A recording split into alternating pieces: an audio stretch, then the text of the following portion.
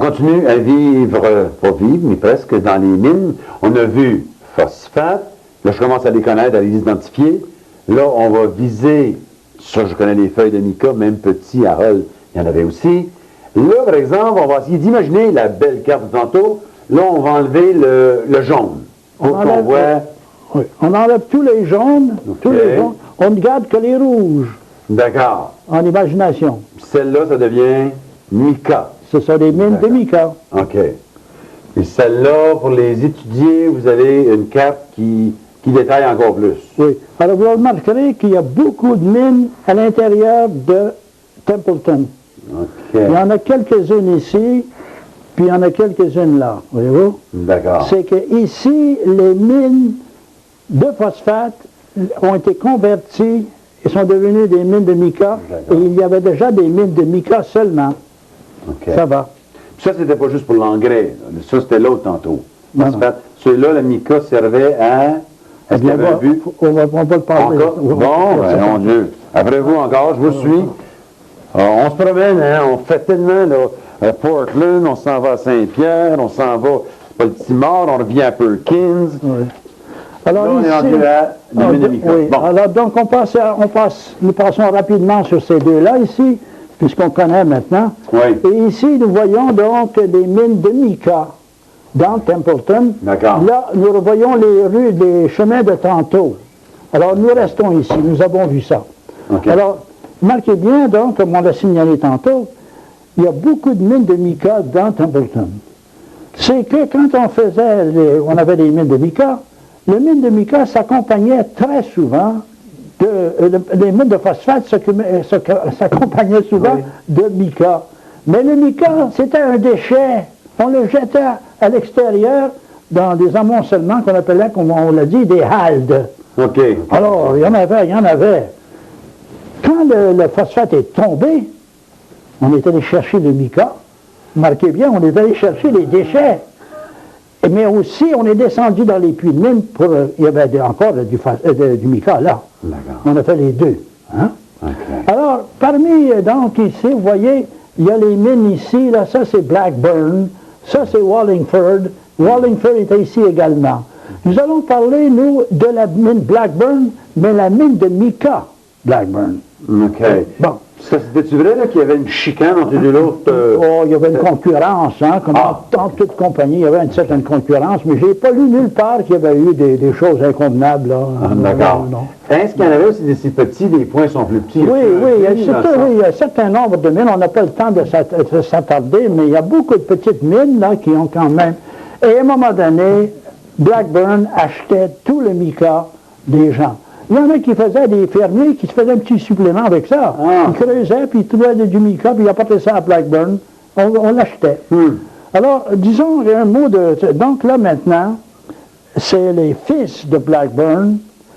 Les mines de phosphate ont fermé en 96. Vous voyez, 96? OK.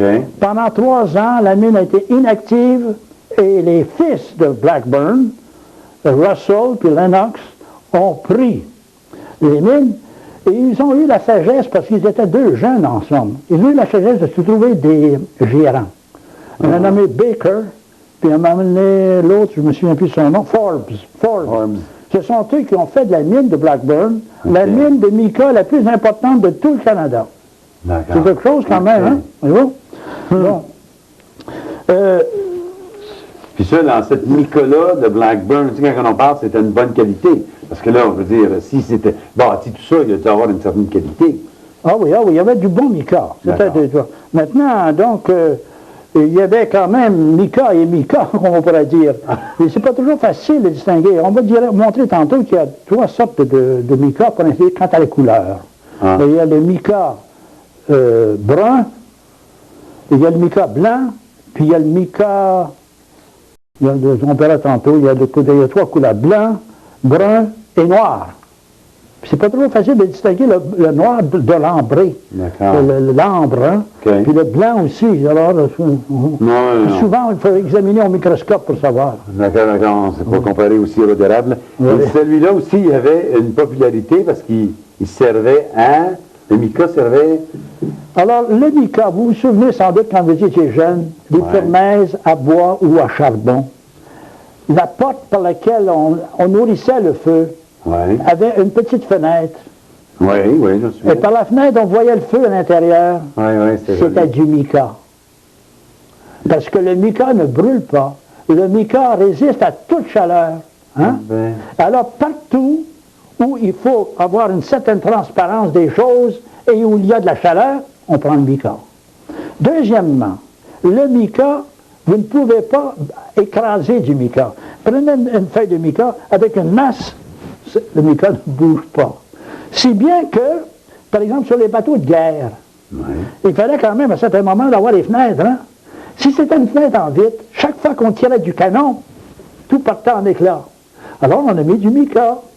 Les lunettes, vous savez, les lunettes des gens qui travaillent là, dans les usines, là, où on coule, par exemple, du métal en ébullition, là, une chaleur épouvantable, ce sont des lunettes en mica.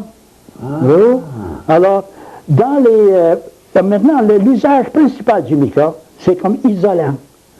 Isolant, donc, dans l'électricité. De nos jours, non? Non, dans le temps. Dans le temps, de 1900. Okay. Alors, par exemple, dans les grille-pains, il y avait des petits morceaux de mica là, pour isoler les choses. Alors, c'est pas tous les usages qu'il y avait dans ça. Et puis, donc, des paravents, par exemple, paravents contre le feu, là, disons, tu sais. On fait ça avec de l'amiante ou de mica. Ensuite, on prenait le mica, puis on en faisait une poudre, on mettait ça dans la graisse de roue qu'on appelait, pour faire tourner les roues plus facilement. Alors, on s'en sert aussi du mica dans les industries chimiques, les pharmaceutiques, des choses comme ça. Là.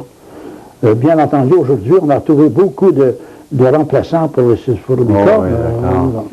Mais est-ce que la population embarquait dans ça, ou est-ce que c'était juste les grosses mines, puis envoyaient ça à Ottawa ou à Montréal, ou est-ce que même dans la région, ils s'en servaient, les gens embarquaient? Bien, voici, c'est qu'à ce moment-là, on avait l'électrification des villes. Oui.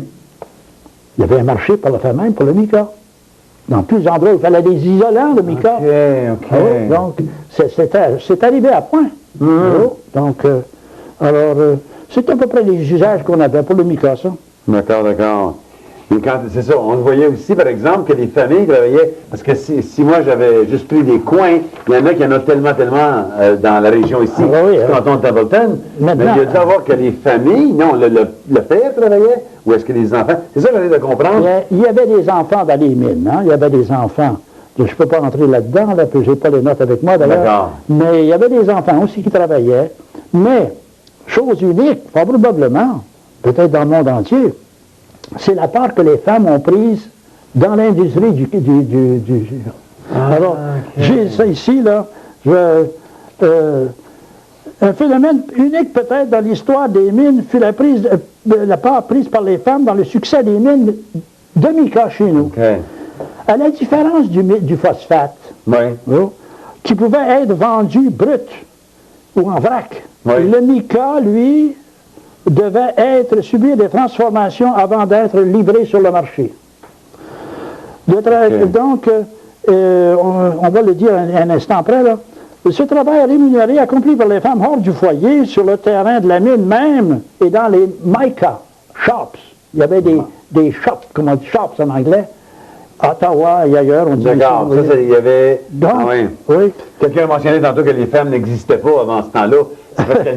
Elle existait, mais être dans l'usine, il n'y en avait pas beaucoup. Puis ensuite, il y en avait quelques-unes, par exemple, là. Ici, là, vous voyez, le chemin des mines, là. M. Rollin, le maire d'autrefois, me racontait que lui, il se souvenait d'avoir vu des femmes puis des hommes empilés dans des charrettes qui s'en allaient en chantant à la mine le matin, là. Ça de nouveau dans ce temps-là. À un moment donné, il y avait autant de femmes qui travaillaient pour Blackburn que d'hommes. Alors, c'était plus considérable. Voyez-vous, est-ce qu'il y avait le même salaire, les femmes, ou les femmes étaient moins payées? Voyez-vous, le cristal de mica, une feuille de mica, là, ça peut pas, donc, il faut que ça soit d'abord nettoyé.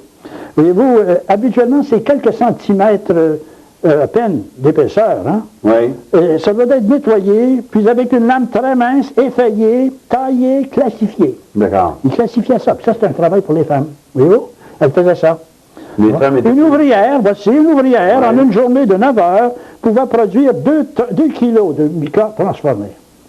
Et puis, ce qui lui rapportait 75 cents.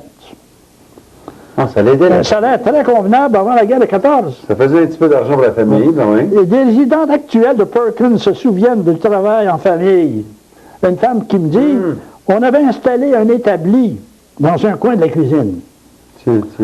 C'est là qu'on travaillait le mica. Ça rapportait bien, t'as dit. Cela se passait avant et pendant la guerre de 1939. Eh bien. Puis ça, ils n'étaient pas nombreux, ces gens-là. Là. Il y en avait quelques-unes, où il y avait beaucoup de familles qui faisaient ça, ou c'était juste deux, trois familles? Non, il y en avait beaucoup.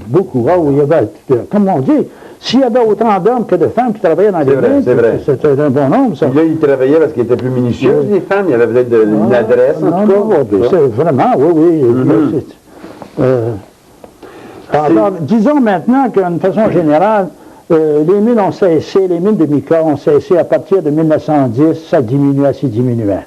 La mine Blackburn, là, la principale mine, a fermé en 1942. Oui. À ce moment-là, je me souviens très bien de cette date parce que nous, les Oblats, nous avons acheté le pouvoir électrique. La mine de Blackburn avait établi sur le barrage à côté de Katimavik, là. Ah, oui. Le barrage, là. Oui, c'est un des rares barrages qui n'a pas détruit. Autrefois, il y avait un barrage électrique, là. Il y avait une turbine, là. Alors, ça avait été établi par les frères Blackburn, pas par le père, par le frère, en 1910. Hein? Donc, alors, en 1942, ils ont fermé la mine. Ils ont dit, est-ce que vous voulez avoir le pouvoir électrique? On l'a acheté, c'était dans le contrat d'ailleurs quand on a vendu au début. Alors, ils nous ont. Donc, je sais que c'est en 1942, la mine a cessé. Mais Blackburn, la compagnie Blackburn a continué, puis je pense, savez-vous, elle continue encore aujourd'hui.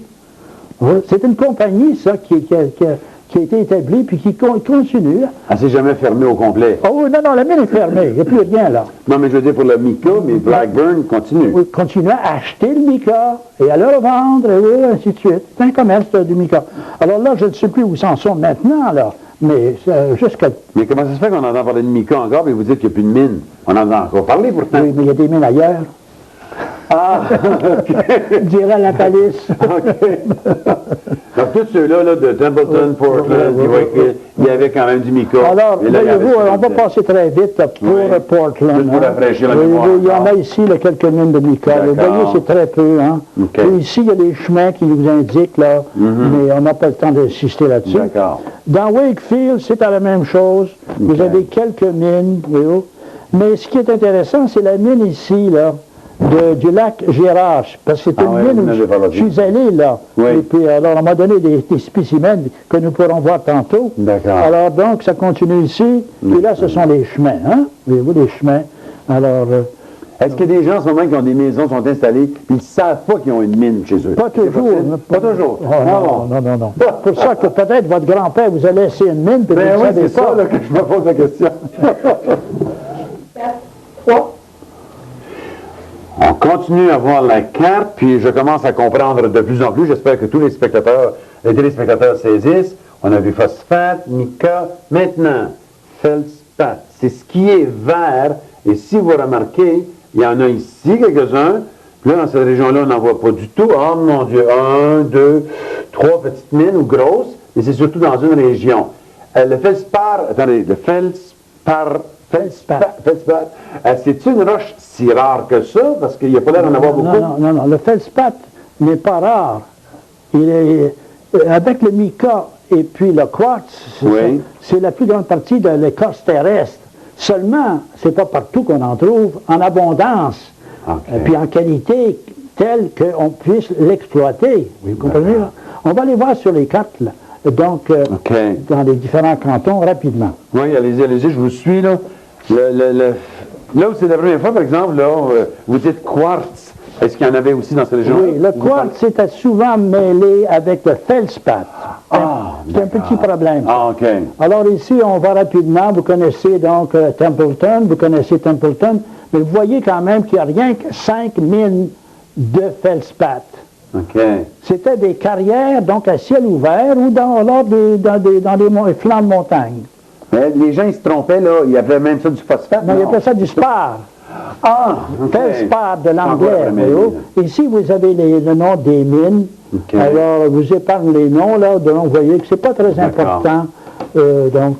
Mais apparemment, pendant 50 ans, il y a eu des centaines et des centaines de personnes employées dans ces mines-là. D'accord. Ce qui est ici, dans Portland, ben, c'est là qu'il y en a le plus. Vous voyez, quand même, il y en a plusieurs ici, là. Ah, je connais la Les rivière. Feldspathe, là, oui, oui. Donc, mais puis ici, vous avez les noms de ces mines.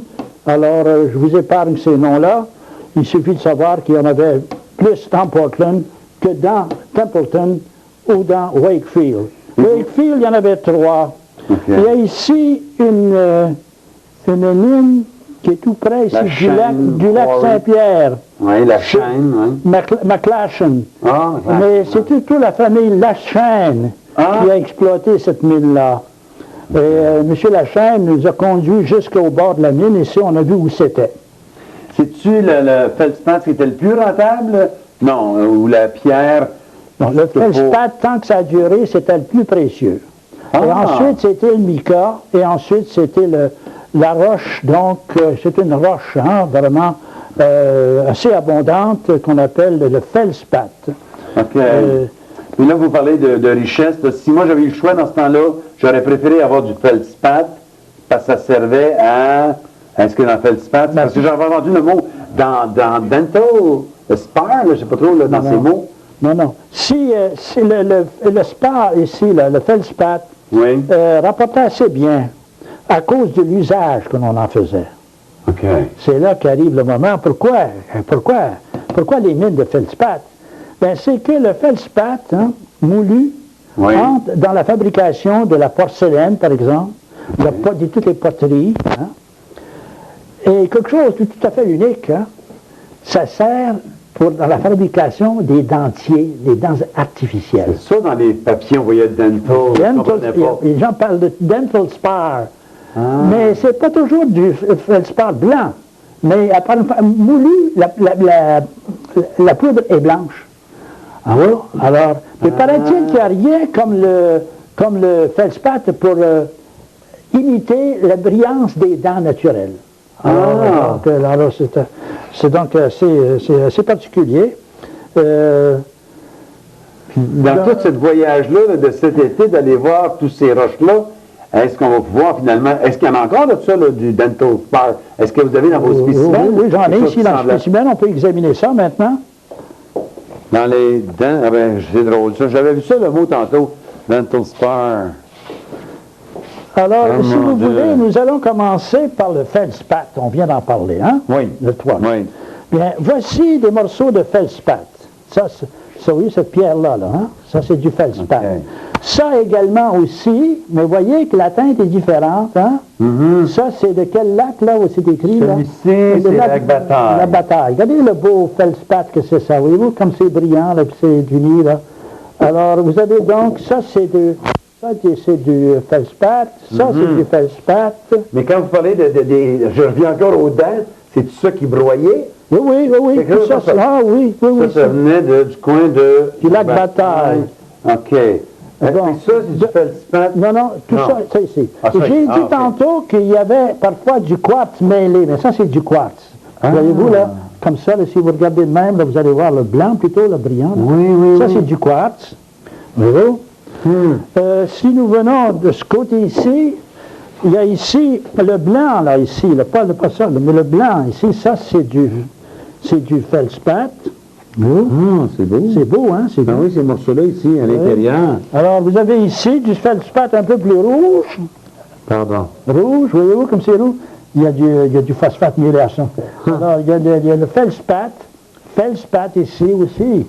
Donc, regardez ici, là, un beau morceau comme ça, très rose, hein? Très brillant. Ça, c'est du feldspath, c'est très beau. Ça, c'est Girard ou c'est Bataille, celui-là? ça aussi. OK. Girard est ici, OK, dans ce coin-ci. Ah, vous avez tous identifié les lacs ou les places? Alors, Hart, oui. Okay. Hart, ça, c'est une mine de feldspath, oui. Oui, oui. Ça, ici, connaissez, c'est beau rouge, ici. oui, Là. oui. Maintenant, parlons du mica. Voyez-vous? Alors, le mica, lui, il s'agrippe. Il s'agrippe aux autres roches. Voyez-vous? Regardez-moi ça ici, une excroissance de mica ici, là. Et vous avez un beau morceau de mica, là. Hein? Regardez ça, là. C'est beau, ça. Mais ce que j'ai trouvé le plus beau pour le mica, c'est dans la mine du lac Gérard. Regardez ça comme cristal. Hein? C'est très rare. On appelle ça un cahier. Vous en avez un ici, vous en avez un là. Hein? J'ai marqué quelques indications. Ça, c'est. Ça brille, là. Oui, oui, il y a du feldspath là-dedans. Hein? Mais ça, c'est attirer l'attention sur ces mica ici, là. Il y a du mica un peu partout, en fait. Mais le mica pur, vous l'avez ici, là, voyez-vous? Ça, c'est des morceaux de mica, ça. Donc, ça vient de Bataille, voyez-vous, là. C'est le plus en avant ici, il vient du Blackburn Mica. Oui, Blackburn Mica. Est-ce que les gens pouvaient se tromper, dire « Oh, j'ai trouvé de l'or, j'ai trouvé quelque chose. » Regardez, ça, c'est rien que du mica, ça. Voyez-vous? Ça, Mais les gens peuvent se tromper en se disant c'est quelque chose qui a plus de valeur, qui a de l'or, ou ils ont dû penser que... Oui, ça, c'est du mica. Ça a l'air, on dirait qu'il y a des morceaux de... Ça, c'est du mica. Ça, c'est du mica, ça, ici, là. Puis tous ces morceaux-là aussi. Ça, c'est tous des morceaux de mica, ça. Bon. Donc, maintenant, on peut aller au phosphate du début, là. La pierre verte, là, hein. Bien, on a trouvé un morceau de pierre verte, nous autres. Oui. On était chanceux de trouver ça, voyez-vous. Parce qu'habituellement, on trouve toujours des morceaux de, comme ça, voyez-vous, le vert ici, ça c'est du phosphate avec du mica. Oh. Un peu partout, comme ça, vous allez trouver de... Ah, ici, il y en a un beau aussi, encore un autre vert. Oui, justement, un morceau de verre ici, là. Et comment est-ce qu'ils faisaient pour tous séparer ça? C'est amoulu. Oh, mon Dieu! Oui. Ici, vous avez du verre, là, c'en est ça. Dans la fameuse... mine High Rock, hein, il y avait beaucoup de morceaux de phosphate là, mêlés à d'autres choses. Hein, là-bas, là, comme ça. Là. Et ça ici, ce sont des carottes qu'on appelait. On faisait donc, on allait chercher des spécimens, on faisait pour voir s'il y avait du mica, s'il y avait du phosphate, il y avait quoi. Alors, on a pu trouver ça sur la mine même. Il y a des petits morceaux de phosphate, ainsi de suite. Alors, il faudrait examiner chaque pierre pour trouver. Ici, vous avez du calcite rose, qu'on dit, avec du mica, puis avec du phosphate. C'est une roche très intéressante à étudier, celle-là. Oui. Mais de nos jours, OK, dans la région, non, ça ne marche plus.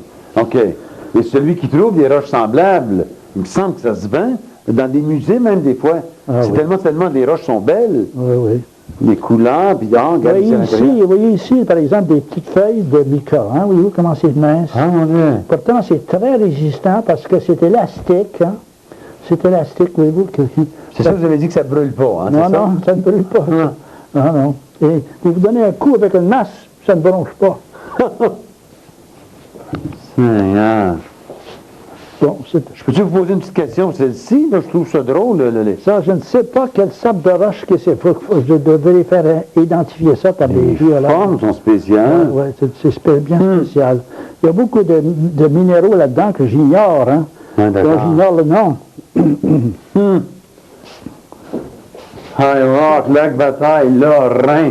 Dans toutes les régions, vous avez... Ah, OK, ça va être durant vos vacances. Enfin, vacances. Durant l'été, vous avez fait cette recherche-là. Vous êtes ramené... Oh, celle-là est superbe. Peut-être terminer par cette roche ici.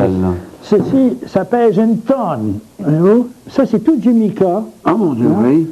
Voyez-vous? Et puis, la roche sur laquelle c'est pris, je ne sais, mais il y a un peu de phosphate, mais il y a autre chose, là. Mais regardez-moi ça, c'est très lourd, c'est très lourd. Oh. Ouais. Vous avez décrit tantôt, puis vous parliez de couleur, vous parliez de brillance. Je vous pose une question quand même. On dirait que c'est une passion pour vous. Qu'est-ce que c'est qui se passe en dedans de vous? Vous parlez des roches, puis ça semble vous exciter. Ça semble... disons que quelqu'un qui étudie la nature, hein? Ma passion, c'était les insectes. J'ai une collection d'insectes. Oui. Mais ensuite, bien, j'ai étudié les fleurs. Les fleurs. J'ai étudié la flore microscopique de l'eau. Bon. Ce sont tous des éléments de la nature. Pour faire la synthèse, il vous faut un fondement de roches. Tout commence par les roches. Tout l'humus dont nous avons une bénéficie aujourd'hui, ça vient tout des roches, hein, tous les minéraux. Donc, alors, il y a beaucoup de choses qui viennent des roches. Vous savez que les éléments chimiques se constituent en des unités qu'on appelle des minéraux. Le minéral est fait essentiellement de cristaux. Okay. Oh, donc, dans ceci, il y a les cristaux du mica, mais il y a les cristaux de cette roche-là aussi, là. Oh, hein? Donc, on part des éléments pour aller aux minéraux, des minéraux aux roches. Toute roche est un ensemble de minéraux. Oh, alors, vous avez ici toutes sortes de combinaisons de cristaux qui font des roches.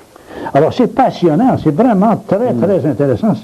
C'est merveilleux. Si vous commencez maintenant à étudier les cristaux, chaque minéral a sa façon d'arranger les atomes, les protons, puis les électrons. Mais c'est parce que dans les autres recherches... Ça a l'air bien savant, hein? Mais ça va pas beaucoup plus loin que ça. Mais vous avez là dans vos recherches aussi, vous n'avez jamais dénigré, vous ne semblez pas critiquer, vous ne semblez pas dire ça, c'est pas bon, ça c'est mieux. On dirait que vous avez chacun des valeurs, vous avez chacun la qualité, on dirait. Il y a un monsieur White qui a écrit un travail sur la région du lac Bataille, où il fait la synthèse de toutes ces choses-là. C'est très intéressant. D'accord. Mais ça forme un tout, c'est ça que je trouve extraordinaire. Les animaux, les roches, tout ça. Pour avoir cette synthèse, on veut former une synthèse à la fin pour comprendre le monde dans lequel on vit. Hein? Avec le bon Dieu, la nature, là, son chemin. C'est un sujet de contemplation continuelle aussi, hein, franchement. Une petite dernière question farfelue. C'est quoi votre roche préférée? Y en a-t-il une que vous pouvez dire? C'est celle-là que vous aimez ou c'est ce genre-là? Ou tout ça j'ai une affection un peu particulière pour le phosphate, parce que j'en ai pas beaucoup de pur comme ça. Mais aussi le feldspath, là, il y a des belles pierres de feldspath. Celle-là. Ensuite, pour le mica, il y a des choses extraordinaires dans le mica aussi. Hein. Donc, chaque roche a ses qualités, puis se fait aimer pour autant. Ça fait réellement intéressant. C'est très, très bien. Mon Dieu.